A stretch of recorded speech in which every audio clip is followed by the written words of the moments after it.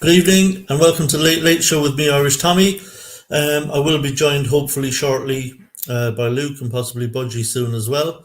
But stay tuned. We're going to talk about all things West Ham and starting with the Kalvin Phillips question.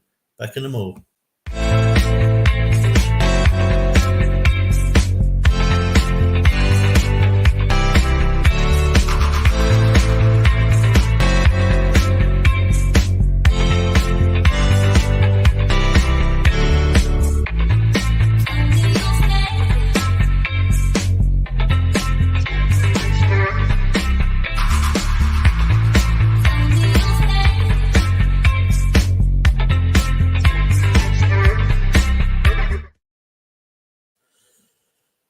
Hello again. So, Kalvin Phillips, what to do? That I think we're going to find out over the next kind of 3 games that he plays. It's crunch time now for Kalvin Phillips. I think we're all probably very surprised at how poor he's been. I know we hadn't really seen much of him since he left Leeds to join Manchester City. His opportunities there had been few and far between.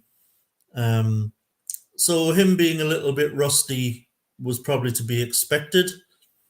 But we've seen a bit of him now, and quite frankly, rustiness might not cover it at this point.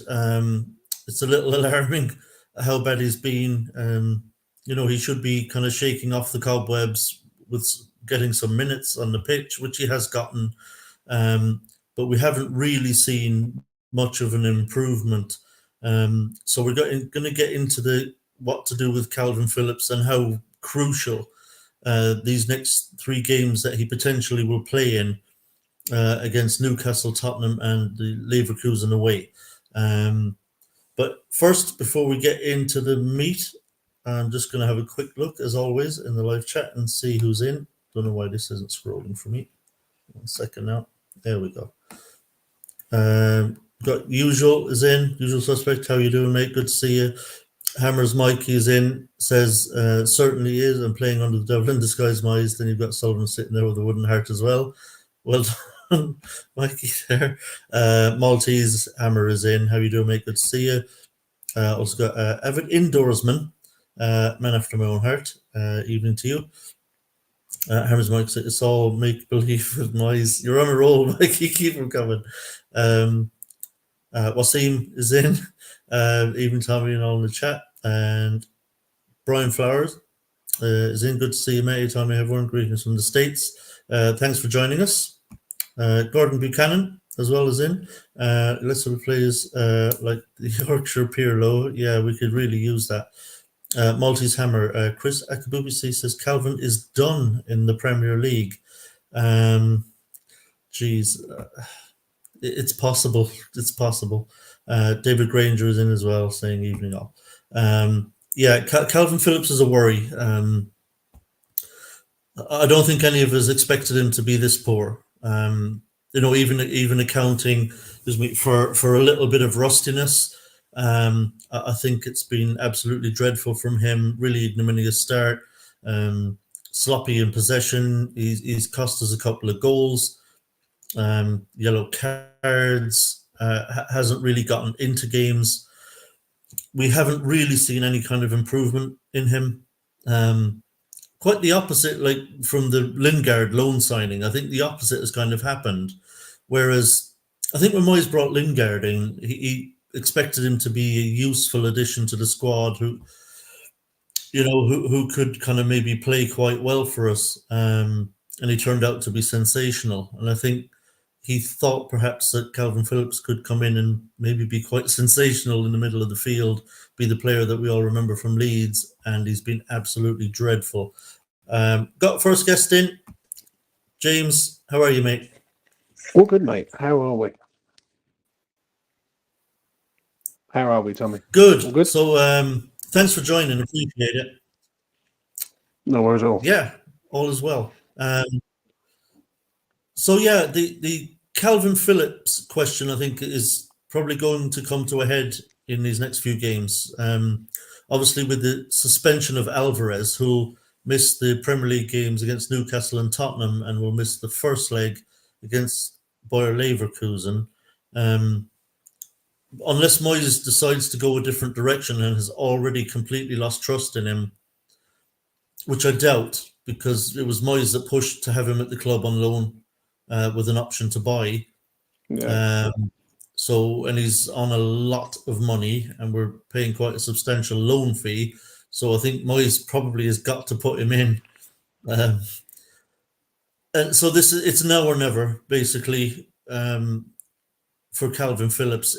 If he's going to have any chance of us paying money for him in the summer to bring him in permanently, I mean, this is the time when he's got to show that he's worth that kind of investment, or potentially is. If he comes into these games and doesn't play well, you feel like that's the end of Kalvin Phillips at West Ham. I agree, mate. I think it's I think for me, it's either now or never. Literally, like, the time is now. The time to perform is now. We have got no more time. Like, next 3 games will decide if West Ham will end up in Europe in the Premier League for me. Newcastle, Spurs, Wolves. We've got to win at least 2 of them games. Like, we've got to be there or thereabouts. And it's going to be a big game tomorrow for him. It really is, because if he has another shit performance, then the heat goes back onto Moyes, it goes back onto him, and his confidence levels just go down the pan, basically. So for me, he has to turn up, he has to do his job, he has to be leading by example. No Edson Alvarez, so it's all on this man now. So let's hope he can do it. Yeah, it's this is it now, Budgie, isn't it, for Phillips? This is his opportunity to come in, to shake off the cobwebs, to show us the Kalvin Phillips we remember from Leeds. And if he doesn't do that, then it's a bad look for him going forward. I mean, he's going to be looking for a club of some description in the summer. He's got no chance at Man City. And if he's to have any kind of Premier League football, you would think next season, I mean, he's got to start putting some performances in. Yeah, completely agree. Good evening, by the way, Tommy. Good evening, James. And good evening to the chat. I haven't even seen who's in the chat. Thank you for inviting me on. I agree. It's now or never for Kalvin Phillips. The thing is, now, at this point, with the story that's going around, and I don't know if you've seen it, that David Moyes is not going to offer him a permanent contract. That's the story that's going around. With that being said, is he motivated to give us a performance? Well, that would be okay. Yeah, I mean, if that's true, I mean, that's I don't think that's true. I really don't. Well, I'm just quoting something that I read earlier. It's only one source that I read it from, which was West Ham Online or something of that nature.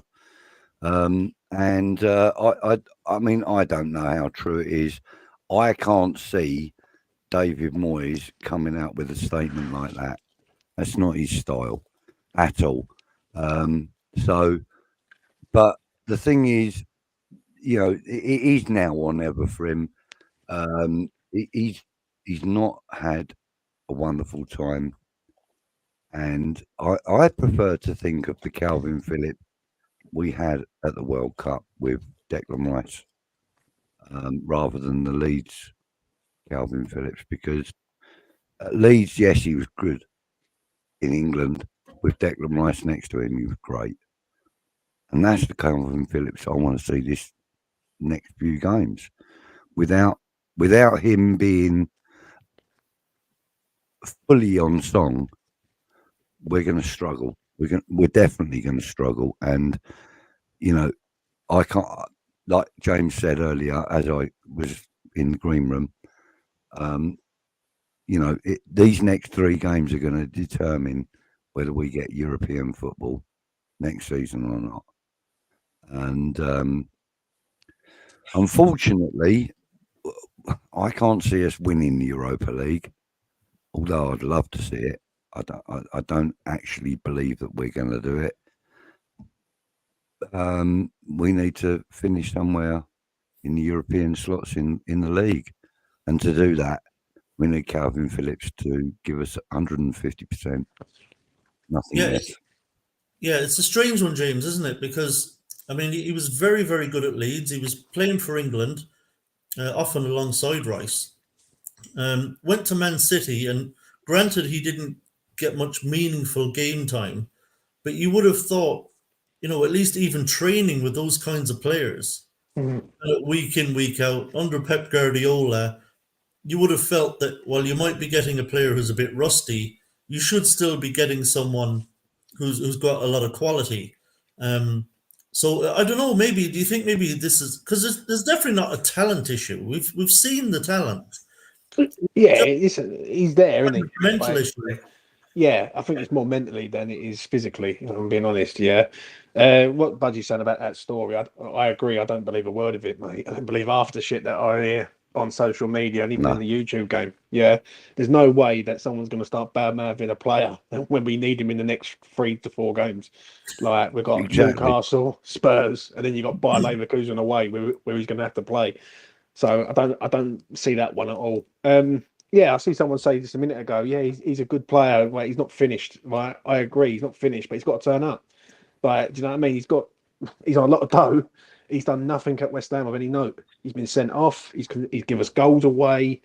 He's got to turn up. Yeah, you can't keep giving the geezer excuses, saying give him time. Oh, let's see how he gets on. Yeah, tomorrow's his time now, so it's about time he turns up. At the end of the day, and it ain't us being negative or anything like that. It's just being honest. Yeah, we've got no Edson Alvarez in the next 3 games, like 2 in the Premier League and 1 in the Europa League. Kalvin Phillips needs to turn up. So Willie is another thing, but I don't know where his mentality is at the minute. Like because now the England thing looks like it's gone out the window. Has he got the art for it this year? He should do, because there's still a possibility if he puts in good performances, he could end up going. But Willie, that is the $1 million question. Yeah, and I suppose, Budgie, this is where hopefully David Moyes will be able to get his head right. He's had this international break, David Moyes, to work with Kalvin Phillips, who hasn't been on international duty. I don't know what kind of personality he is. Maybe he's the kind of player needs an arm around him, needs someone to show faith in him and believe in him and remind him who he is and all that stuff. But you would hope that a lot of work would have been done with Kalvin Phillips mentally as much as anything by David Moyes over this last week or so. You would hope so, Tom. I mean, David Moyes is one of those managers that either does or doesn't put his arm around a guy's shoulder and brings him on. He either does it or he doesn't. And let's hope he's been doing that with Kalvin Phillips. I mean, it's been quite widely acknowledged that he's always liked him. He's always wanted him to play for him. And, now he's got his opportunity. It's not the David Moyes. I don't think the David Moyes side of the issue is the issue. I think it's in Kalvin Phillips's mind. I think he's got so used to not playing that when he's needed, it's kind of, there's no urgency about him. There's no, I don't know. He just seems to lack the motivation right now. That's what it is. It's motivation. I'll tell you what it seems to me, Budgie, right? Because he's been at City, I think, is it 18 months or so before he came to us on loan. It just seems to me that whatever has gone on at City, he's come to us mentally just a shell of a man. Yeah. It's like that move to City has just completely destroyed his confidence. He seems to have no self-belief. He seems to be kind of just mentally all over the place. I mean, the stuff we've seen from him at West Ham, where he's receiving the ball and his touch is poor and he's off the ball. He's off the ball play is terrible. Literally. Yeah, I mean, it's like he's never played football in his life. Yeah, I mean, that's what I was I going to mean, say. it's He hard. looks like It's someone who's hardly. Sorry, no, go on, carry on. he looks like someone who's just mentally completely destroyed. Yeah. Yeah, So whatever the hell's happened at City, I mean, even if it's not going to be at West Ham next season, clearly Kalvin Phillips needs to get the fuck out of there and go somewhere where he will at least maybe have a full pre-season and then play every week and just rebuild himself mentally and get his head back in the game. His West Ham career's not over yet, mate. I'm Yeah. going to say that, but he has got to turn up now. That is right. If he turns up against Bayer Leverkusen and he turns up tomorrow and he turns up against Spurs on Tuesday, people will be saying sign him up in the summer. You know how people are like. It is what it is. But he has got to turn up. Like he can't be putting in sort of below par, shite performances. Do you know what I'm saying? Yeah, Yeah. because he has done Agreed. nothing of any note since he's been here. Like he's conceded a goal at Bournemouth. He's been sent off at Forest. He's done a lot of shit.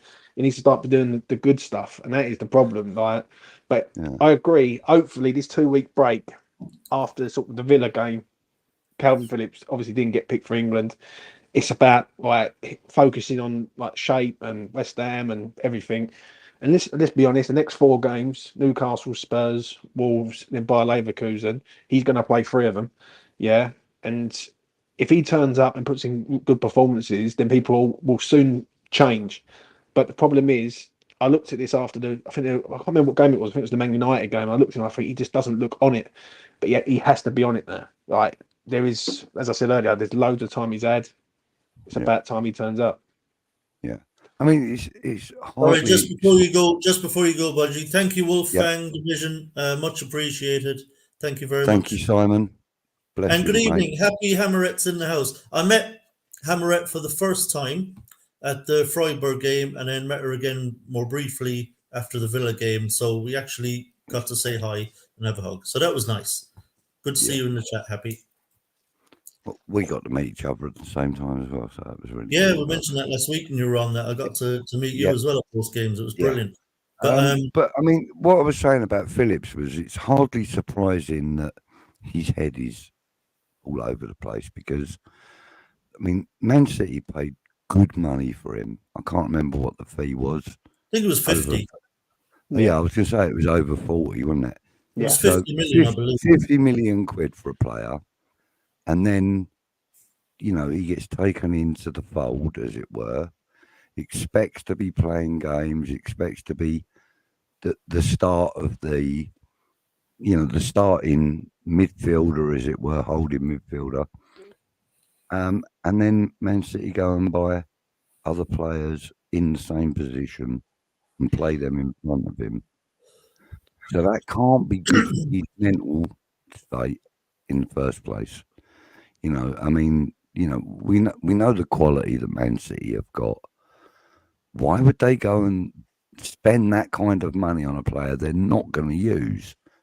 And by not using them, or using him, I should say, they've kind of ruined him for anyone else that actually wants to give him a go, like we have. We've given him a go.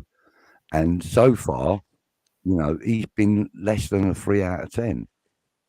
You know. Yeah, I think to be and honest, like James said, he needs to be putting in an 8+ performance tomorrow. He really does.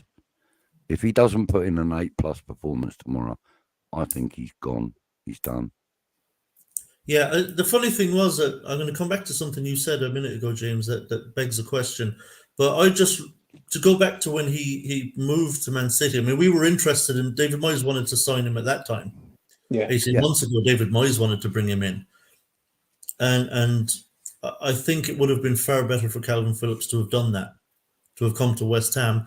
Because when he made that move to City, I saw the writing on the wall. I thought this is, I understand why you want to go to City. Obviously, huge club. They win trophies, win, you know, for fun, really. Pep Guardiola and all that. And I don't blame Kalvin Phillips for believing in himself and feeling he could, you know, be good enough to play for Man City. But I did kind of see this coming, and I think a lot of people did, because we've seen this movie before, where these players move to a club that's actually too big for them. where Yeah. you just know they're not going to play football and they're going to waste probably a couple of years at least of their career. You know, where they're just sitting, A prime example of that, Scott Parker from yeah, Charlton to Chelsea. Went to yeah. Chelsea, didn't do nothing. Then we signed him, and then he turned into the player like that he was, so Turned to into an speak. England player. Yeah. Yeah, yeah. And, So it's unfortunately, no, I think it was one of those moves where we all thought, I understand why you want to do it, but it's probably not a good idea. And it's turned out that way. And he's a shell of himself now. Mm. But the other thing you said, James, that got me thinking was, if he does put in, let's just say he puts in 3 really good performances against Newcastle, Tottenham, and Leverkusen, and they would be noteworthy performances against very good opposition, right? This is not against mugs, you know. Yep. Then everyone is saying, yeah, okay, that's the Kalvin Phillips that we remember, and could be a great asset to the team. And obviously, it might sway Moyes to say, you know what, let's pull the trigger on that option. The question is, even if he does, say from now to the end of the season, he plays really well. Yeah. Even then, should we sign Kalvin Phillips? I mean, how would he even fit with what, given how good Alvarez has been?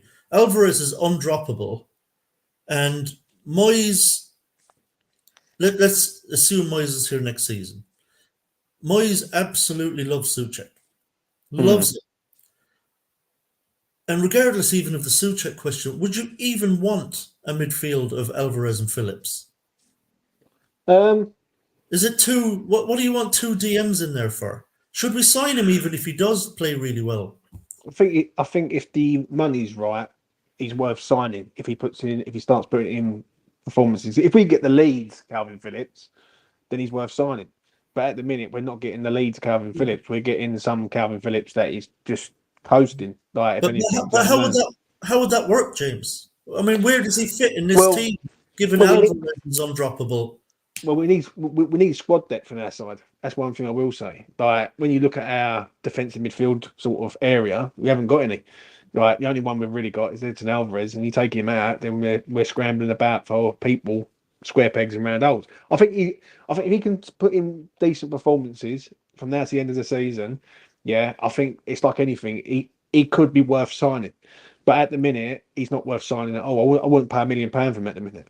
And that's no joke. Like, I think he's been absolutely awful, but there's no excuse now because now he's going to start games. Yeah, he's going to be starting big games. I don't know, James. I think if you're talking about signing him for the bench, I think with FFP and all of that, you have to be very careful with how much money you spend. It's the British quota, though, isn't it? But it's a lot of money for a bench player. Given the FFP. I wouldn't want to spend that amount of our summer budget on a player for the bench. I really wouldn't. Yeah, but what would you rather? Here's a question for the parents. Someone cheaper. Right. Yeah, but would you rather someone who's been there, seen it, done it, and you just got to pay a bit more extra dough, you get him on the British quota, or you go and get a younger player, like a Flynn Downs, for instance, yeah, as an example, yeah, someone who's not well known, you bring him in and they're just not they're not on it as much as he is. Like, I'm not being funny, like Kalvin Phillips, I can't defend the geezer because he's been crap, but you've got to look at it like there's difference in ability, isn't there? Do you know what I'm saying? Like, you got Kalvin Phillips who's been there, seen it, done it, and you got a lesser player, right? Or maybe you have to bring someone like a Freddie Potts or someone like that through from the youth up into the first team and around it. Do you know what I'd be honest, this has nothing to do with because he's been crap. We're talking about if he started playing really well on the end of the season. I still wouldn't sign him. I would rather have Freddie Potts on the bench and keep that transfer money that we would waste, I think, on Phillips. Yeah, bring in someone who's actually going to play. Yeah. With FFP, we got to be very careful. We don't know how much we're going to have to spend this summer, and I think we have to spend it wisely. I think when it comes to the bench next season, I think we're going to have to go on the cheap a little bit to pad the squad. I think we're going to have to put some trust in some of the youth players we've got. I think we've got no choice. We're only going to have so much money, and we're very thin. Now, the thing is, obviously, a lot depends on if we're in Europe or not next season. Like if we're not in Europe, the summer transfer window is pretty easy. You know, like you with a smaller squad, you can absolutely just do Premier League and the two domestic cups, no problem. You don't need as big a squad if you're not in Europe. But if we're in Europe next season, we've got a lot of tough decisions to make about how we're going to improve the first 11 and fill the bench with some quality. And I think now is the time, given that we're lucky in the sense that we seem to have a generationally good group of players at youth level. I know, but are they ready to play Premier League football though? That is the question. Well, that question is there all the time, every day. Yeah, I mean, there's only one way to find out, James. But do you rely on these things? You know, like, let's be honest, James. On the bench, they're talking about, you know, extending Cresswell as a player coach and all this shit, like give him a year. Would you rather have Cresswell on the bench as the understudy, as the backup for Emerson? Or would you rather have Ollie Scarles? I'd rather have Ollie Scarles. I agree with you on this. I think we should be giving Ben Johnson his fucking contract. Yeah, but Ben doesn't want to be there, mate.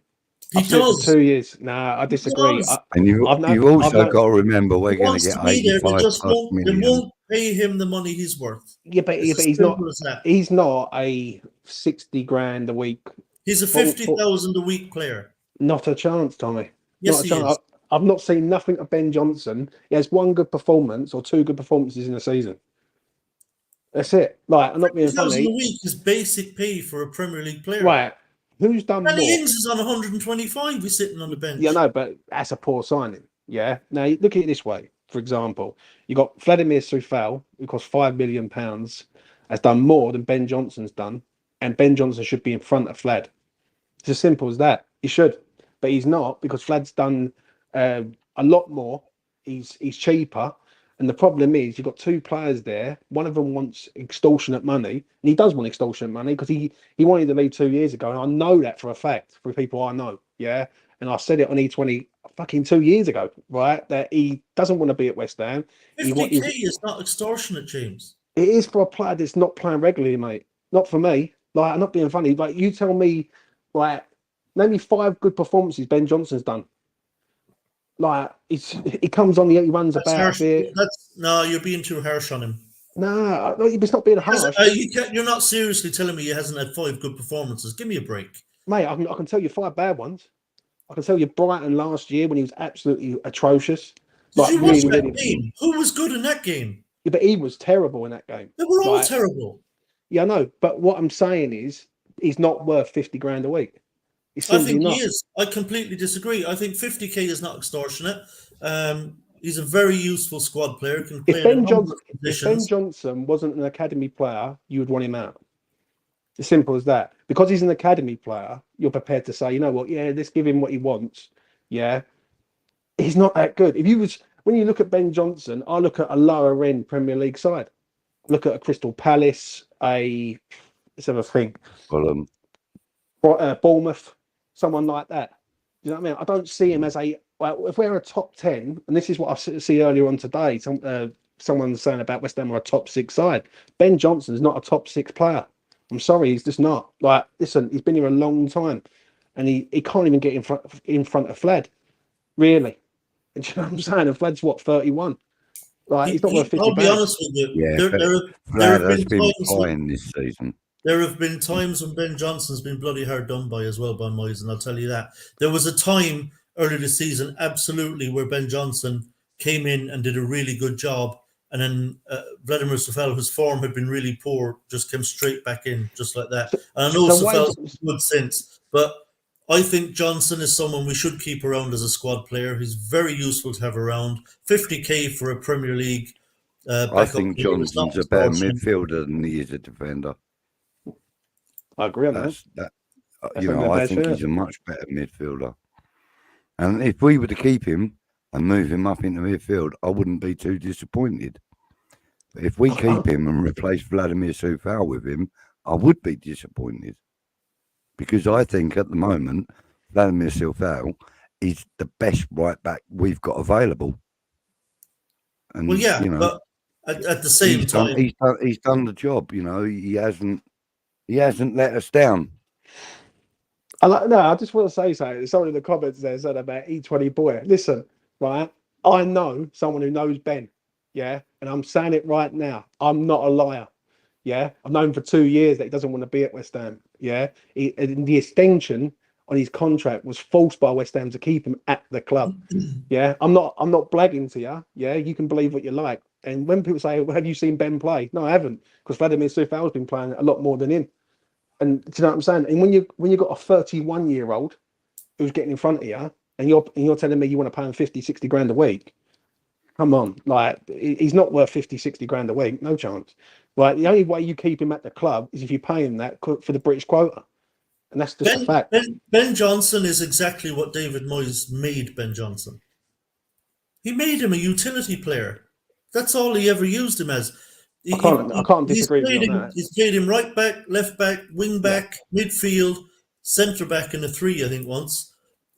He's flogged him from pillar to post. Ben Johnson came through from the academy. His shirt he ain't worn is the green one. David Moyes' job, in my opinion, was to develop him into a very good right back, which he may well have been able to become, but he was never given that opportunity because Moyes has got, frankly, as far as I can see, absolutely no interest in developing anybody. He wants ready-made players, presumably 30 fucking years old, who cost too much and have no sell-on value, rather than to bring in a youngster into the team and actually turn him into a fucking proper Premier League player. Moyes has got absolutely no fucking interest with any of our players. I can't wait for him to fuck off. So we get a manager in who can look at a young, talented player and say, I can really make this kid into something. David Moyes has got absolutely no interest. He had no interest in Johnson from day one, other than using him as a utility player only when it suited him in whatever position it suited him. He's been all over the fucking pitch under David Moyes. He's played him as a right winger, for fuck's sake. I mean, he set him as a winger. Like Ben Johnson's never been a winger. You know, it's fucked him up. He could have had a future at West Ham. Who's Moyes developed? Yeah, but who, Bowen? Yeah, there's no argument there. How was he? How? By putting him in. You tell me how he hasn't. When Bowen signed for us, he was a good player. He was a Moyes signing. I mean, he has not developed a single player that he didn't sign who he didn't already think was really good. So he was willing to put Bowen on and leave him in there and allow Bowen to get better simply by playing every week. He hasn't taken a single talent. Bowen's gone up who's young from our academy and brought him on and fucking turned him into I think you're being a bit. Something. I'll let you land, but I've just got to say this. Yeah, I think you're being very harsh there. Yeah, because Bowen come into the side. Yeah, good player. He was a good player, and we signed him from a whole £25 million, and I was over the moon when we signed him. But you've got to give some credit to the manager there. Like, even though you might not like the manager, yeah, you might want him to go, and I understand that. Bowen has been a very, very good success under Moyes. Don't forget, don't get me wrong, Moyes has fucked up other players, but on that one, he's one of our best players, if not our best player at the club. Bowen, like he just bleeds this club. Like, do you know what I mean? He scored the goal in the final. He should be captain this club, really. Like he signed a 7-year deal. If that doesn't tell you anything, like, do you know what I'm saying? And I get what you're saying about Ben Johnson, right? So I'll be quick. But when Sufal he comes in for £5 million to overtake Ryan Fredericks, I would have expected Ben Johnson to take over Ryan Fredericks, but he didn't. Yeah, he really didn't. Yeah, he's 24. I just had a look on my phone. He's 24 years old. He's going to be 25 this year. How much more time do you give him to develop and be a player? Do you know what I mean? When Flad's doing more than what he's doing currently right now. Do you know what I mean? So, go on, Budge. Thank you. All I was going to say was when Bowen signed for us, he was an exceptional Championship player and a mediocre Premier League player, in my opinion. When he first signed for us, he had developed into the most dangerous goal-scoring opportunity player we have. Now Kudos has arrived. He's probably on an equal par. But when Bowen gets the ball, you know something good can happen. Doesn't always, but you know, there's always that hope that Bowen will create or perform some miracle. And you know, he is now probably the most important attacking player that West Ham have got, by none, in my opinion. And that is, and sorry, Tom, I don't want to diss what you're saying, because I don't disagree with what get you're saying. everything that you said, but I think Moyes is very selective about the players that he will put effort into. Yes, that's and what I'm bring on. saying. The reason Bowen is the player he is today is the because most David classic Moyes. example. Yeah, But Bowen is the most classic example yes, of but what Moyes can do with a player. the The reason he trouble likes is, he Bowen doesn't is want to do it with players he hasn't signed or that he's got no interest in or whatever.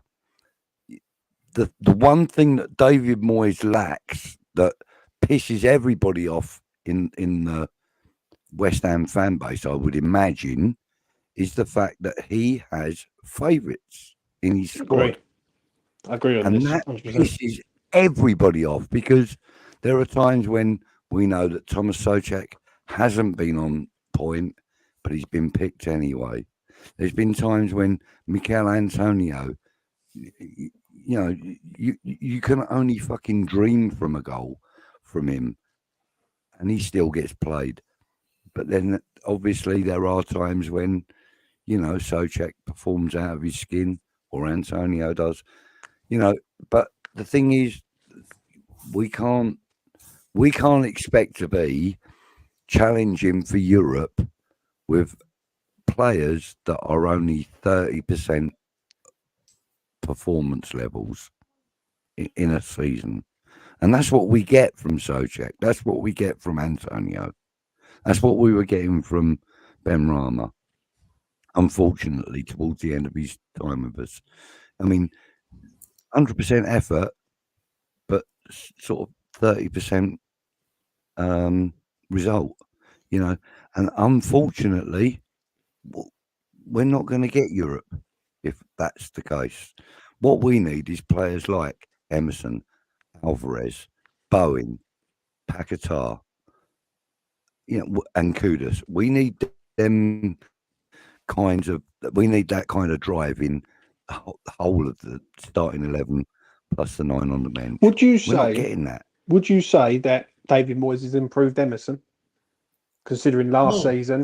Well, I would say 100%. That Emerson has become 200% better player than he was when he was at Chelsea. Fucking hell, you're pushing the boat out now, James. I'm going to be honest. Emerson last season. Hang on. My response to that, though, is that Emerson is 200% better than he was when he was at Chelsea. He's had a period. He wasn't playing at Chelsea. No, exactly. But when he did, he won the European Championships with Italy. He won the Champions League. He won the Europa League before he came to West Ham. What's this? He developed fucking Emerson. Right. Can I just say something? Right. Can I just say something? Developed Emerson. Last season, Cresswell was playing every single game. Yeah. And what you're saying, Budge, about favourites, you bang on. I agree with you 100%. In the biggest game in West Ham's recent history in the last 43 years, he takes Cresswell out, puts Emerson in. Emerson is man the match performance. Yeah. I'm not saying he's developed him to a point, but he took the faith of taking out the favourite and putting in Emerson. This season, Emerson's been one of our top players. I think he did the same thing with Emerson. Anybody better than him this year? He did the same thing with Emerson that he did with Bowen. He just fucking played him. Yeah, That's it. He just played him every week. Emerson was already obviously a fine player. He proved it as soon as he came into the team. So is this? Bowen was younger, less experienced. Right. But all that happened was he played him every fucking week. Is it this then? Right. Every time a player does shit, it's on the manager. But when the player does well, we can't give the manager no credit. Now, listen, I know the Moyes out. No, stop, James. That's disingenuous now. Right. If a player, hold on now, it's the manager's fault if a player is playing shit every week and he keeps putting him in. That's I what I agree. don't like about Moyes. And he did that all last season with Souček. The I whole agree. fucking season, Souček was dog shit. There was a time actually last season as well when Bowen was absolute dog shit. And he kept fucking He playing him. was, yeah. And that's the problem with Moyes. Anyone Yeah. can have a bad game. Look, Alvarez could have a really bad game. Nobody wants to see him dropped. Right. But if you're in a really bad run of form, at some point someone else has got to be given a chance. And like I said, Moyes sticks with players who are not playing well. That's the problem. And he did it with Souček for an entire fucking season. So it's not about someone having a bad game. Yeah, no, but the problem is with this, is that I hear this quite a lot, right? And listen, there's one in Moyes out, and I understand it. Yeah, I'm the same. I'm like, is his time done at West Ham? Yeah, I would say so. I think he's done more than enough, and I don't think he can do any more. Yeah, but I can give him credit for some of the players that he has developed. Yeah, Bowen is a prime example of that. Do you know what I mean? People moaned when he sort of took his time with Kudus, and look at Kudus now. Like Kudus is in that team all the time. And then I remember seeing stuff before with Mohamed Kudus saying if he doesn't start him, he's going to want to leave in January and things like that. And I'm thinking, fucking give it a rest. Do you know what I'm saying? There's not wanting the manager and there's not liking the manager. And I can totally understand it with the style of play. Yeah. But when it comes to certain things, in the biggest game of West Ham's recent history, he takes out his favourite and puts in Emerson. Yeah. And Emerson does the job for him. Yeah, and he has done ever since. Ever since Prague, Emerson's been absolutely superb. Yeah, he's had, I'll probably name on like one hand, like bad performances. I'll be honest. I think Moyes was done with Cresswell after his second sending off against in that semi-final. Yeah, because that was his set. He did it against, was it Leon as well? Leon, yeah. Frankfurt. And then he got himself sent off against Frankfurt. Yeah. And I think at that point, Moyes realised when we come under pressure, like down that side, I can't trust him. Yeah. And I think that was really what did for Cresswell. I think at that point, Moyes and was you've also got to remember that in the Leon game, that we played, Emerson was on the pitch in that game, or Leon, with Paquetá. And we ended up buying both of those players. That tells you something. Now, obviously, David Moyes liked what he saw when we played them. And, you know, he had, I mean, Paquetá, it's an obvious choice. If you're going to go out and buy somebody that's going to be creative, etc., then Paquetá is an obvious choice for any manager out there. Emerson less so. But David Moyes saw something in him that he liked. He obviously realises that his experience and, you know, all of the awards that he's won and the championships that he's been involved with and won is invaluable to the rest of the team. You know, I mean that's why, that is the only reason why Kurt Zouma is captain. Not because he's captain material, but because of what he's won with Chelsea and the experience that he's got that he can hopefully try and spill out into the changing room. And that's why Emerson got his chance in that final. That's why he got his chance, because he's got the experience. He had all them trophies on his shelf behind him. And David Moyes gave him the chance. Thankfully he did, because like you said, he's probably been one of our best players this season. If not, in fact, I'm probably going to stick my neck out and say he has been our best player, most consistent anyway. Consistent. Yeah, Emerson actually has, because I hadn't seen him play for so long. He was kind of a forgotten man at Chelsea, and like you say, he was just loaned out to Leon, and so I'd kind of forgotten about Emerson, to be completely honest, till we signed him. And even when we signed him, I mean, I don't think anybody was dancing any jigs that we'd signed Emerson. I don't think any of us realised, you know, that with a run of games like and having consistent starts every week left back for us, that you know, he would find his top form and that he would be this good. He's been an absolutely cracking player, and I think for me at the moment he's probably the front runner for Hammer of the Year so far, James, isn't he? I done a little video on it the other day. I think it's about 6 players who's in line for it. Really. Alvarez is in there as well, obviously. Alvarez is in there. Yeah, like I'm glad I got that one Bowen, right. Kudus. You got Areola. People mention Areola, but I'm a bit on the Yeah, fence with that one.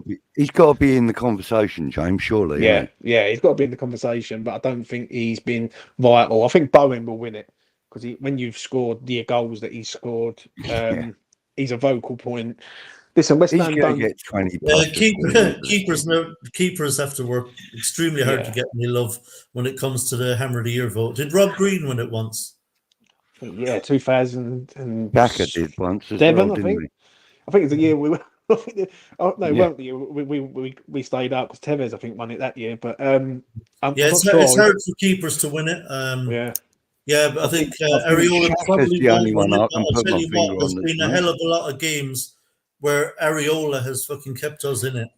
You know, oh God, too many, far too many, and that's worrying. And don't forget as well, like Areola has picked up a number of Man of the Match awards. Yeah, and you know, we've got a great goalkeeper, lads. We've got a fantastic goalkeeper, and you know, it's lovely that he's getting the plaudits that he's getting. But isn't it worrying that he's in the conversation for Hammer of the Year? Not for me. Not for There's me. fucking 2 lines of players in front of him, James, that should be making sure he's standing there having a cup of tea. I done 6 players altogether. I think it was. I done Bowen, Kudus, Paqueta. I done Thomas Souček. People don't like Thomas Souček, but he scored some key goals for us this year. In the conversation, right? He scored some late winners. I think 3 of the games that we won this season, it's because of him scoring late in the day. Emerson, Areola, and Alvarez. Like for me, when I look at Alvarez, he's just brilliant. For me, he does his job. The only problem with Alvarez, what lets him down, is the yellow card. It's as simple as that. But then are you taking that away from the player? Possibly. But for me, Bowen will win it for me. Yeah, I think with certain players, there's certain things you just have to live with. You know, and I think that's the case with Alvarez. I wouldn't want to change him. You know, okay, we're just going to have to live with the fact he does pick up yellow cards. You know, in the same way, you have to live with the fact that Paqueta will give the ball away more than he should. But you just have to kind of live with it because he's Paqueta, and you know he'll give one silly ball away, and then his next pass is amazing. Yeah, it's a game winner. And just fucking splits the defense, and I mean, but the thing is, though, Tom, they're so good, you just have to kind of live with the things that they're not perfect at, you know. Yeah, the thing is, Tom, it's kind of, for me, it's a little bit sad that we're saying that, you know, we got to live with it that Alvarez is picking up yellow cards and this and that. 20 years ago, he probably would have only got 2 cards in the season for the kinds of things that he's getting cards for. You know, and the worst thing is that there's been a heck of a lot of rules and laws and that pumped into the game to try and prevent physical contact. This is a physical game. This is a full contact sport, and it's being diluted by all these rules. You know, where you can't, you know, put your chest into somebody or your elbow into somebody or whatever. Yeah, you know? I mean, the whole thing's being diluted, and it's ruining the game for a lot of people. Yeah, look, I mean, it's maybe has gone too far a bit. I mean, some of the free kicks now that you're getting are for like very little contact. I mean, you're getting some very soft free kicks and penalties being awarded for very little contact. But I am glad they kind of got rid of the hatchet men from the game. I never thought there was a place for that in football. There were literally players that were known for cutting people in half. You know, and it's like, do we really need those people in football? It's supposed to be the beautiful game. I don't mind the physicality, but I think we should absolutely get rid of, you know, the 2-footed studs up challenges. They had to go. Would you have changed Stuart Pearce? No, There's a question. no. No, I never Would thought. you have changed I never thought of him as a hatchet man, though. at all in any Ooh. way, shape, or form? But he was. He was. Yeah. I've seen him spin people in the He'd air, have to mate. change if he was playing now. He'd have no choice. Oh, he would now, yeah, because like I said, the game's being diluted. But you know, like Stuart Pearce, there's a player that was tough. He was strong. He was kind of revered by other players because if you did try and take the piss with him, he'd spin you in the air. You know what I mean? And he didn't have to do it all the time, but you know, the threat was always there, and there was always that kind of respect for him, where you know, let's not nudge him, let's not elbow him, let's not put our hands on his shoulders when we're trying to get up in the box or whatever, because the next thing you know, you're going to be fucking, you know, thrown down the other end of the pitch by the fella, because that was what he was capable of doing and did do on occasion. I agree with you in some respects that, you know, the people like Norman Hunter and, you know, Dave Webb, you know, they were animals. They were animals. Some of them Leeds teams were, you know. Yeah. You know, okay, sorry, I know this was a bit before your time, James. I But do remember some of these players. But yeah, and obviously, you know, YouTube helps as well. You know, but James will you know, remember. I mean, even Wimbledon. Vinnie Jones, you know, was probably one of the last real kind of fearful hard men in the Hatchet game. man, wasn't he? Yeah, hatchet men. Yeah, I like that expression actually. Yeah, it's good.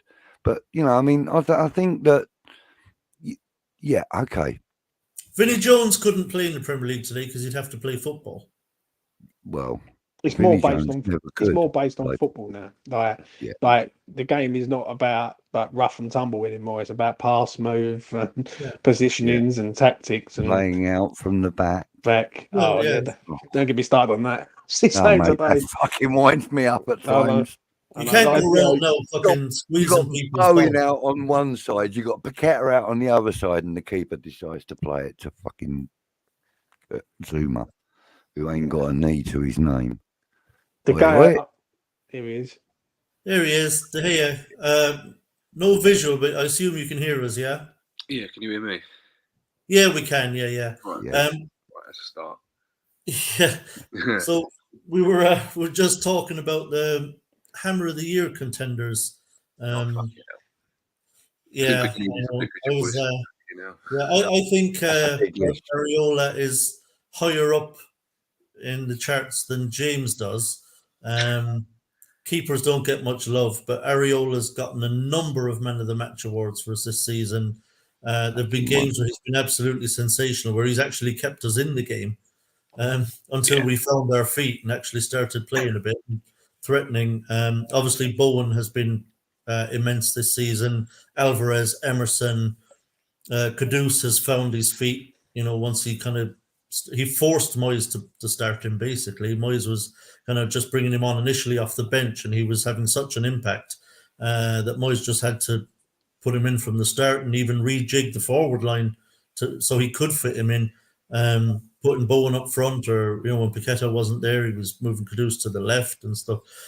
So, who do you think are the front runners for you? It's a tough whole question because it's amazing. I've said this a few times. For what it's worth, it's one of the best seasons we've had, probably statistically wise. But it doesn't feel like it. We are constantly in this whole threshold of, you know, is Moyes going to stay? Is Moyes not? Then we might win a game, but we play really badly, so everyone moans about it, or we don't play well, but we win the game.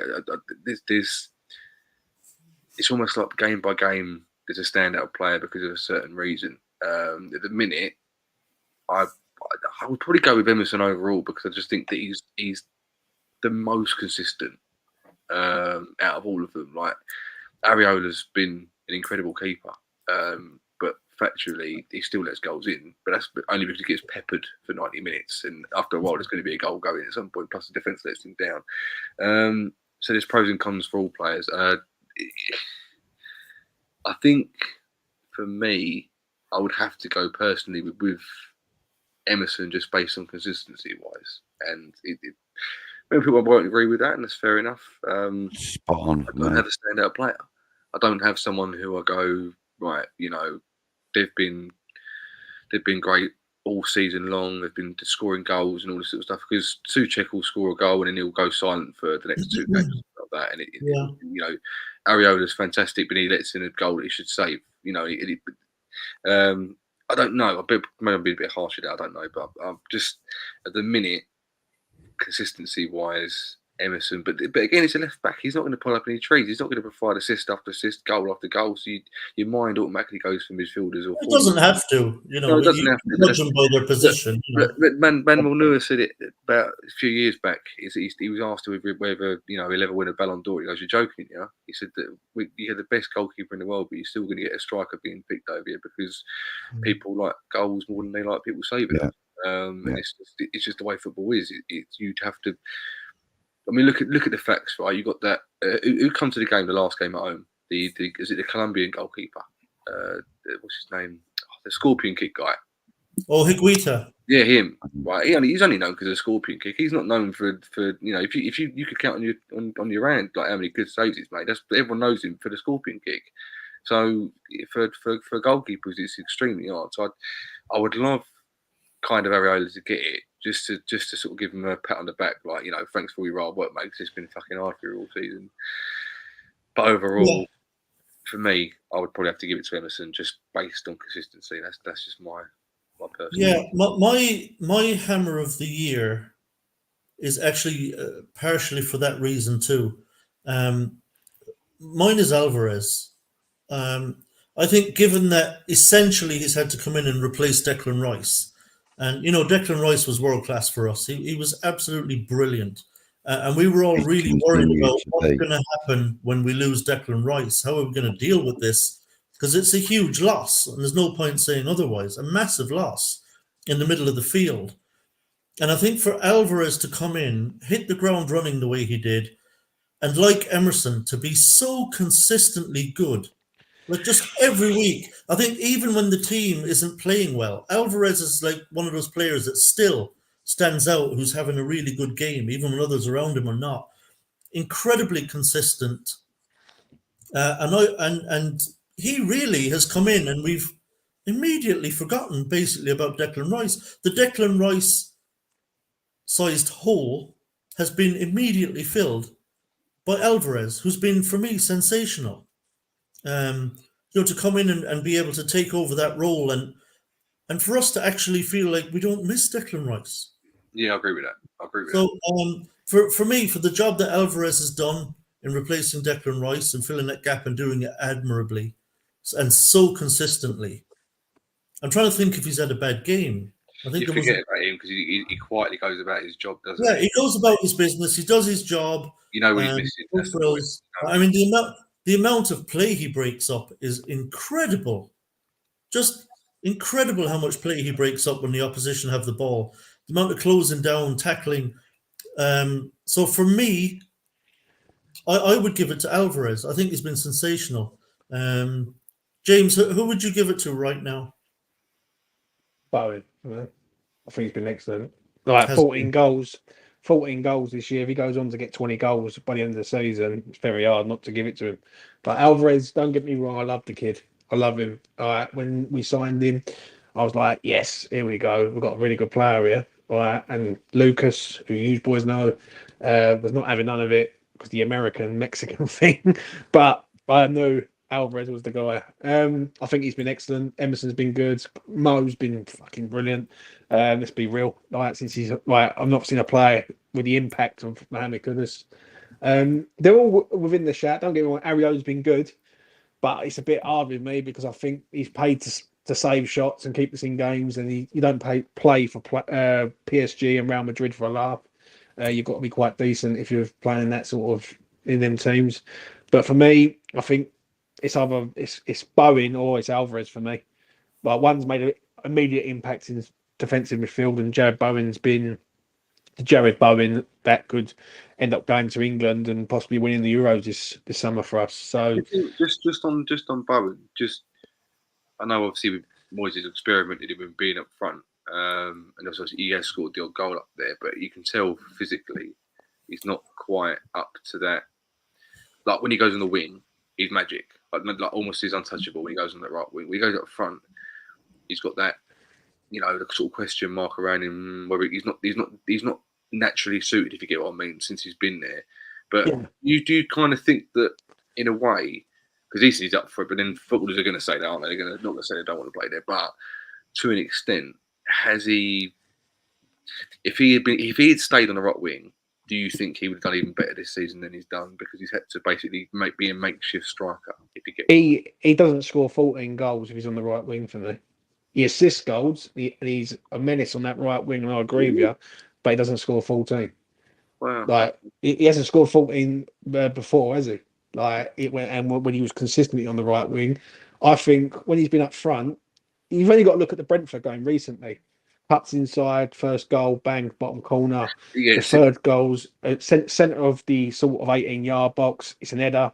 Like, listen, I get what you're saying. Don't get me wrong. My point again, you've elaborated on that. That's what another point. Funnily enough, I mean, I was kind of meaning that when we attack, which has not been that many times this season, when he attacks, he's been fantastic because he's in that position anyway, so he can score goals. But quite a lot of the time, he's been the only man in the opposition's half because we've played the low block, counter attack, or whatever, and he's literally had the bare bones, like Antonio's had in the past, where the ball goes up to him, he tries to hold it up and the defender nicks the ball off him because he's not strong enough to hold him off. That kind of thing, because we haven't always attacked this season, and when I really feel a bit sorry for him in that position, because if we were attacking like we were against Brentford, he'd have probably got a lot more goals because we were giving him support like the strikers need. So that was. I kind of meant more as like because when Antonio plays, he can do sort of both jobs, can't he? He can do the hold up play and he can scare defenders. I don't see Bowen. I know what you're saying about the goals and that, but I would not trust Bowen as much as I would trust Antonio if we were playing a low block and we had Bowen up front instead of Antonio. And I think maybe that I know he can score the odd goal in that position, stuff like that, but I almost feel like we're letting him down. Not at all, mate. Not at all for me. Like, let's put it this way: would Antonio score 14 goals this season as centre forward? No. Well, there you go. There's your answer. Like, for me, Bowen does exactly what he says on the tin. He runs like effortlessly. Like he's consistently like pressing. He scores goals. He makes goals. He can rotate. He can do quite a lot. You now make him actually talk just to jump in, Luke. Just talking of rotating, I think it works really well when Bowen and Kudus rotate. When they switch who's up front and who's on the right wing, and they, so Bowen will start up top and Kudus will start on the right, and then for a while they just switch. And Kudus goes into the centre, and Bowen comes out right. I think it makes it difficult for opponents. Listen. Jared Bowen's not the long-term solution of West Ham as centre forward. That was my question to you. Yeah, right. He's not the long-term solution, but currently, right now, he is the solution. Yeah, right. But if West Ham start going and changing tactics and going 4-2-3-1 with Antonio up front, Kudus on the left because we've got Paqueta as a 10 and Bowen on the right. With Antonio up front, that's a pretty frightening front four. Let's be honest. Like, you know what I'm saying? So I've just brought up a quite interesting idea. Actually, I don't know. Shoot me down if you want. I don't mind. But England have just played, and obviously there's been no Kane. They've had to make do with Watkins and Tony up front, right? Would you, for example, those two games, or let's just say the last game we played, would you have been, just for Bowen's sake, playing for England, knowing what he's naturally good at, would you have been comfortable with England saying, right, you ain't playing the right wing, we're going to have you up front, someone else on the right wing? Would you have been like, I don't worry about Bowen at all, mate. Now, he's one player in West Ham's team squad. I've also got to say that first choice right winger is Saka for England. So if Bowen can get a shot as a striker, then I'm all for it, mate. So, Bodgy, just to bring you back in, Yeah. Tell us your hammer of the year, mate. Well, all of the names that have been mentioned, you know, Paqueta, Kudus, everybody's in with a shout with it. I think they're all performed admirably this season, considering, you know, the trials and tribulations we've been through this season as well. And we're having a pretty decent season, I've got to be honest. But I think, you know, I'm with Luke in that I think Emerson has been the most consistent. And, you know, I want to go back to a comment you made, actually, Luke, when you said that he's a left back, he's not going to pull up no trees, etc. Vladimir Soufal's a right back, and he's, I believe, the highest assister. As soon as I said in that, the season. I thought, hold on, Safal's made an assist. Maybe I'm being a bit too harsh on him here. I was kind of getting the fact that because he plays left wing, it's harder for him to make an impact than it would be a left wing or a right winger. But yeah, no, you're right. I totally, yeah. Yeah, I'll tell you what. Yeah, yeah. It would be So, amazing if you could. for me, if you could like just meld Soufal's assists with Emerson's ability in and around the box, and particularly in shooting. I mean, you're never going to see Soufal hit a screamer from 25 yards like Emerson did. You know, into the top. It's coming, Tommy. Trust me, Yeah, mate. it's taking a while. Yeah, Can he's now you had imagine? 3 shots on target since he's been with us. 3. Can you imagine, Bud? Can you imagine if we get to the Europa League final against Liverpool and it's Soufal who hits a fucking screamer to win it? You just know it's on the cards, mate. Get your money on. It's got to be in it, James. You know that, don't you, mate?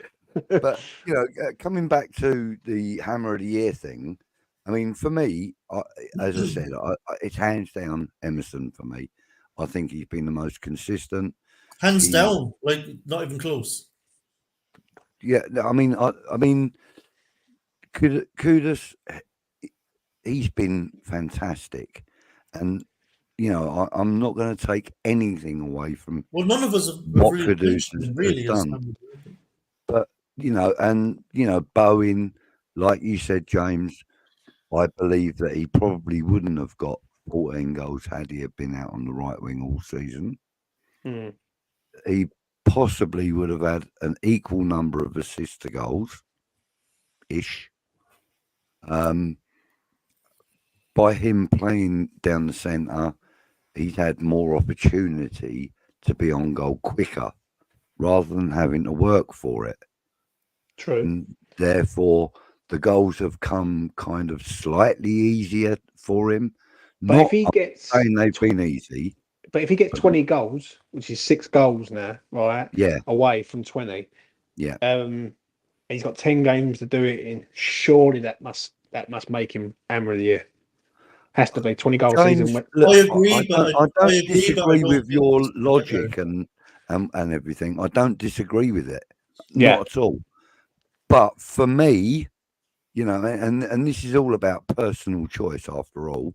Yeah. For me, I think Emerson has been an absolute revelation for us. I mean, he's been brilliant. When we got Paqueta, we knew we were buying something special. When we got Kudus, we knew we were buying something special. Bowen's been with us for a number of years and he's developed in the club. However that comes about, he's developed. You know, Alvarez, we bought him in to do a job and he's done it brilliantly. You know, Areola, we tried before we buy. You know, we loaned him. He was fucking exceptional in his loan spell, so we signed him, and we signed him as a number 2. Yeah, and he helped us to win the Conference League. No doubt about that. He helped us to win it, and then rightfully got promoted to, you know, number 1 position.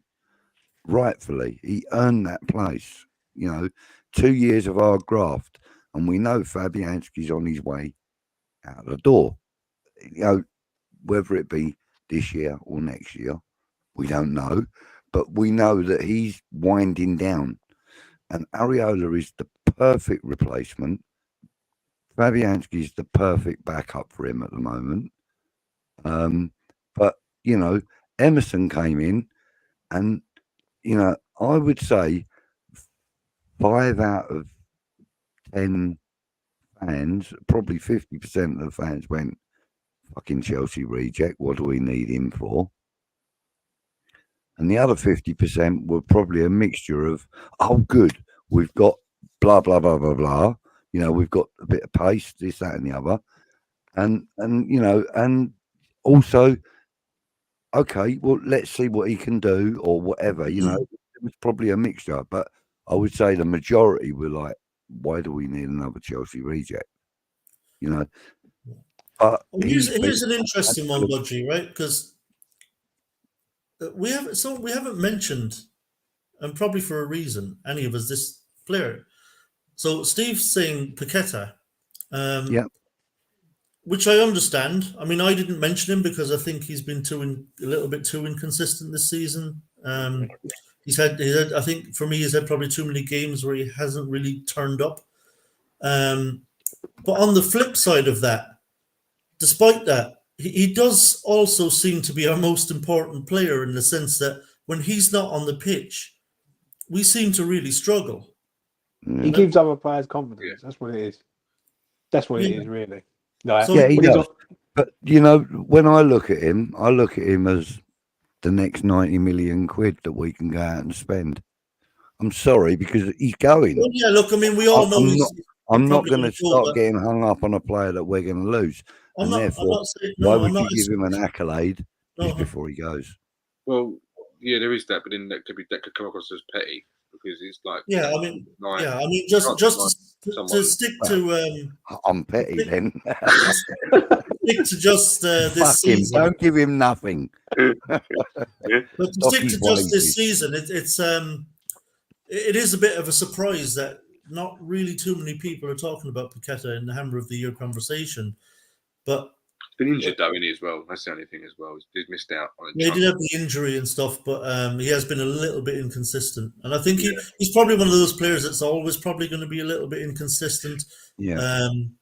But then, you know, he he's still also he still seems to be possibly our most important player this season. Yeah. I mean, he's kind of like one of those players, like, dare I say his name, Payet. Mm-hmm. He's one of the players where you don't need to mention him in the conversation because you know he's that good. He's already there. Yeah, I agree. When I realised, I realised, in my opinion, he's the most important player overall because Man United game, where I personally, Man United away, we lost 3-0, and I thought it was a great performance by us. I think it was a very attacking. It was very unlike us to be that attacking, and we were getting chances where all we needed was someone to, I don't know, put a ball over the top of the defence for Bowen to run on to, you know, create some space. And we were like rabbit in headlights. We didn't know what to do in headlights. We didn't know who to pick out. There was no runs being made. And I thought, do you know what we're missing? We're missing pick out because we were getting the ball in good positions, but there was no one making any runs, or there was no one picking out a final ball to run to.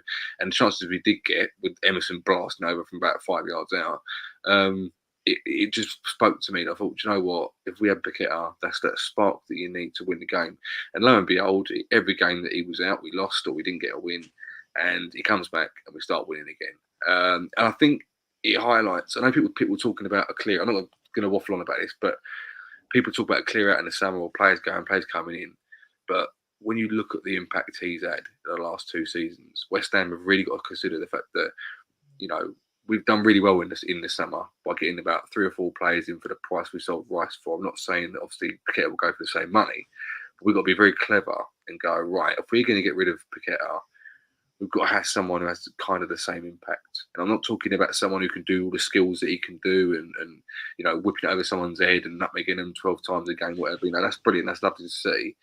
But he brings the assist with him and he links up the play. And I think in the summer, we need to concentrate on getting someone who can basically do that job that he does. And I don't know whether they're going to go to abroad and get something for 10 million. He was 21 and they want to wait 3 or 4 years for it to come good or whatever. But we seem to have done it really, really well this summer. And it will be a really big ask for the club, I think. And it'll be kind of you know, a highlight of how if we're actually on the right trajectory as a club getting better, if we can get that player in, because if we stall it and do what West Ham love to do, which is slip over spilt milk when it's just the right time to start pouring it, and you know, show that the club's got ambition and we know what we're doing, basically, rather than, because it's going to be a bigger summer. Either Moyes is going to stay for 3 years or he's going to go, and then we're going to, if he does go, we need to bring in a decent manager who's going to propel us to another level, because there's going to be so I much. think the key is that we need to keep Well, him. it's a redundant. It's a side note. But what I'm saying is that overall, if you get rid of Piquet, you've got to bring someone in who's going to do a similar, if not better, job than he Yeah, is. but it'd be the same thing. It'd be the same thing what happened with Declan Rice. You take Paqueta out, you bring 4 players in, improve the squad. Yeah, that's all it'd be. Yeah, hopefully that happens. That's what I hope happens. Do you know what I'm saying? Yeah. And the thing is, well, I think But then Budgie was going to say, I think Kudus could fill that role. It could. I'm not that's probably that like people said before, that he was probably the replacement, and obviously the betting scandal come in, so he didn't go in anyway. But he would probably be the replacement. The funny thing is he's got a goal in him as well, because he's even better. But the only thing with Kudus is you can't play him on the left. No, but the worst thing about the Paqueta thing, and like I said, it's almost like it's like a bittersweet thing with him, because as much as he is our most important player, we're still relying on one player. It's like, you know, he's the one player that we need to win a game or to pick that pass out. Or yeah, but there's been games this year where I look at him and I think, you ain't done nothing, mate. No, I totally agree. Like, he's a maverick. He's not like every single game. But what I'm saying is that he, like I just said, when he wasn't playing, we didn't win. And if you're looking at it statistically, you're thinking, fuck me, this guy's got to play for us to even have a hope of winning a game. So for me, it's like I think there's a lot of issues though, mate. Like, I'm gonna be, I'll be real. Like, you got first off, you got to need to know who the manager's gonna be. That's the main thing. Yeah. Like, if Moyes is gonna be here, now I've always said this: if he gets Europe, he's staying. Simple as that. If David Moyes gets Europa League or Conference League, I'm gonna say this now for clarity. If he wins the Europa League, I'm shutting up about Moyes out, because the bloke can just shove 2 trophies in my face and I can't say fuck all about it. Well, just if he gets Europe, Moyes, yeah, for me, he ain't going nowhere. No, right? He's got no reason to go anywhere. He can just sign the deal. Like, Sullivan wants to keep him here, 100%. There's no, like, because he doesn't want to part with another manager. That's just there's no real reason to get. Just as I know, I'm interrupting you, but and I've been Moyes out for ages, and I'm not going to keep saying. I give him praise when he deserves praise, and I slag him off when I think he deserves it, right? But fundamentally, I know West Ham fans don't like it for the football and stuff like that, but there's no reason for Sullivan to sack him. There hasn't been all season. As a business decision, there's not. No, statistically, there's been absolutely no reason to do it, and that's for a lot of fans, including myself, at times it's a frustrating thing, because sometimes we've limped over the line, sometimes we look really good, and you can call it a flip flop at times and stuff like that. But overall, this season is still a good season, and we're still. Maybe if we got knocked out of Europe, it did be different. We're still in the top 8 and whatever. But overall, statistically, there's from a business point of view, if he sacked. Most people go, what the fuck are you doing, mate?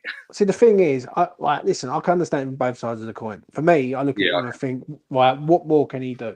What more can Moyes do at West Ham United Football Club?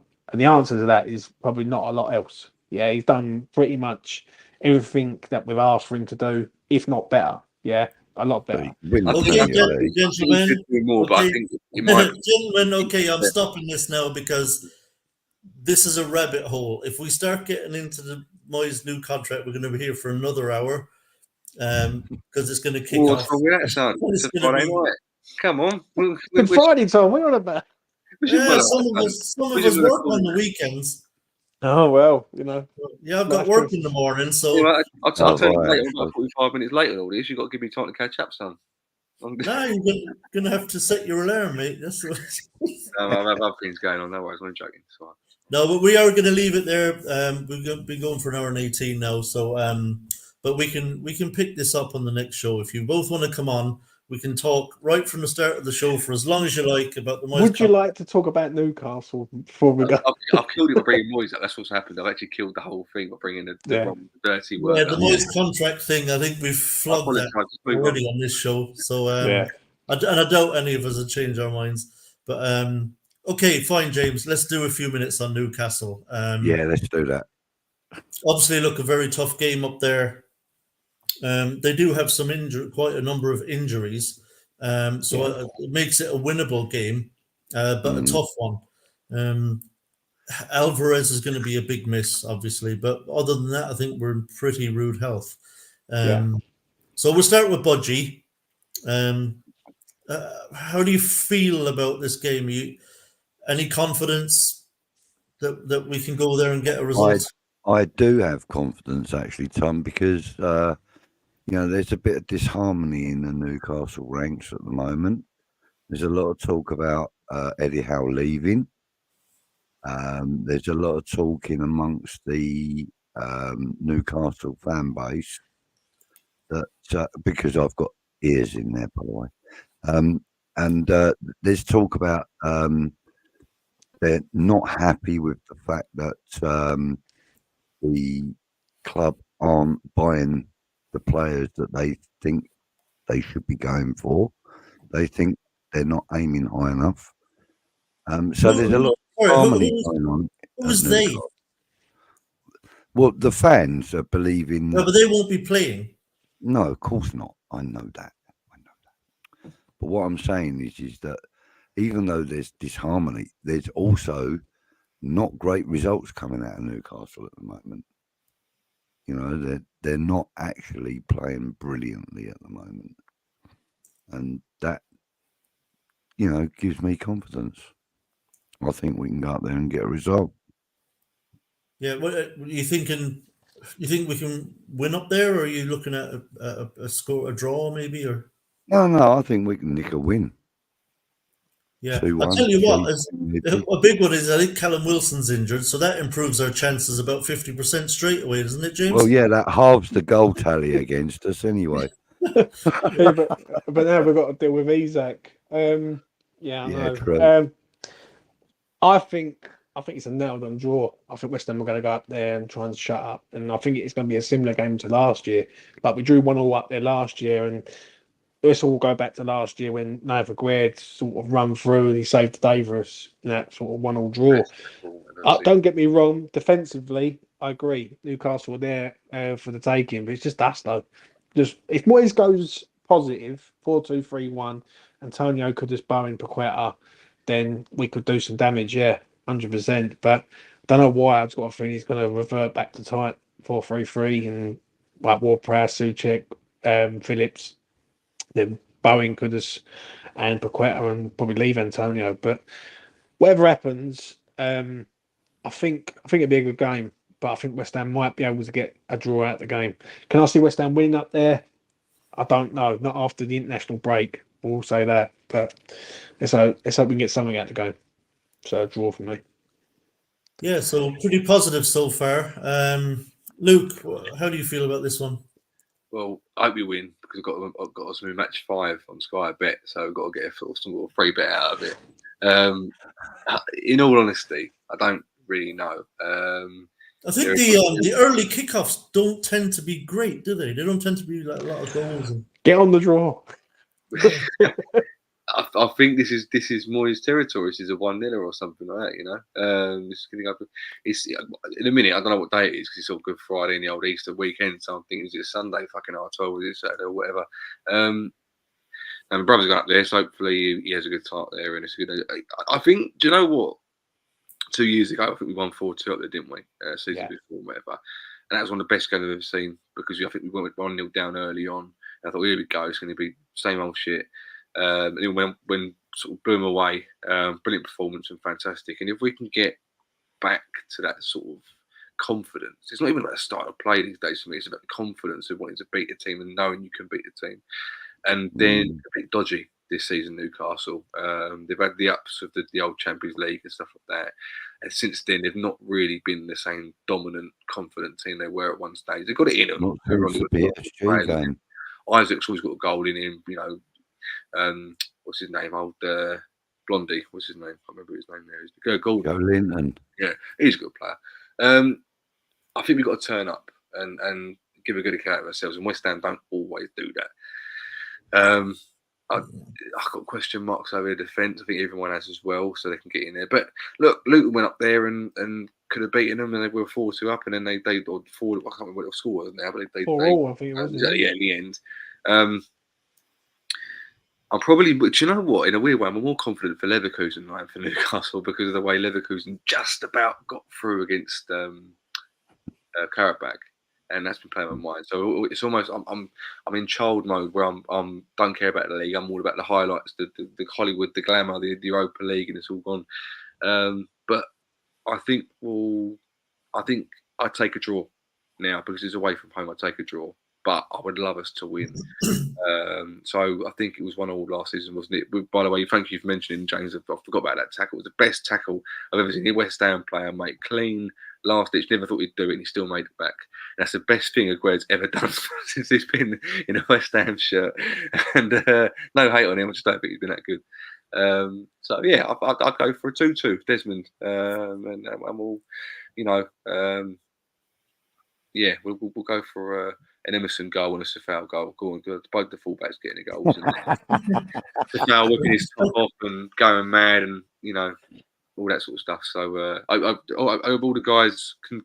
By the way, anyone going to the away game tomorrow, good luck with the stairs because I've never been, but I've heard they're an absolute trip to get up and down them. So good luck with that one. Edmund Hillary, that's the director. Yeah, I'm not so confident for tomorrow, if I'm honest. For God's sake, Tommy, come on, boy. Yeah, I agree. Newcastle are not as consistently good as they were last season. They do have a few injuries, but I'm really worried about Phillips replacing Alvarez from what I've seen from him so far. And also, I've seen us too many times, for whatever reason, be really flat after the international break. We don't seem to turn up in the first game after the international break, and I don't know why. Plus, it's up their place, difficult place to go, St. James's. Unfortunately, I think they'll beat us. I don't think they'll smash us or anything like that. But I do think they'll have a little bit too much for us tomorrow, unfortunately. So maybe something like I think it could be something like a 2-0, if I'm honest. I think it could be a 2-0 Newcastle, this one, unfortunately. Hate to say it, and I really hope I'm wrong. But I'm more pessimistic than you lot for tomorrow. For some reason, I just think Newcastle will turn up and we'll struggle tomorrow without Alvarez in the middle of the park. So we could get overrun. Phillips is key. If Phillips turns up, we'll be all right. If he don't turn up, we get done. Yeah, he has to turn up. There's no other way of saying it. He's got to turn up tomorrow. Yeah. And frankly, from what I've seen, it's impossible for me to have trust in him that he will. So unfortunately, it's going to be a 3-2 win. Phillips assist for the first goal and a Phillips winner. All right, get your money on that budget. it's going to be a good Friday tonight. Trust me. Yeah, I think having listened to Luke and Budgie's predictions, I think that's a good fucking place to leave it because it's gone peak tongue now. Yeah. They've definitely crossed the Rubicon there. It's time for them to go to bed. So I'll wait till they score tomorrow. Something rub it in your face, Sam. Can't wait. I hope you do, but we'll leave it there. Listen, as always, guys, brilliant chat as always. Loved having you on. Appreciate you giving me your time, especially late on a Friday night. As always, to everyone in the live chat, thanks for your support as always. Much appreciated. Love having you all in there, and I do look at what you're saying in there. And maybe on my next show, I might just do a kind of a show with just the live chat, getting your opinions and answering questions. And until then, as always, my friends, come on, you Irons.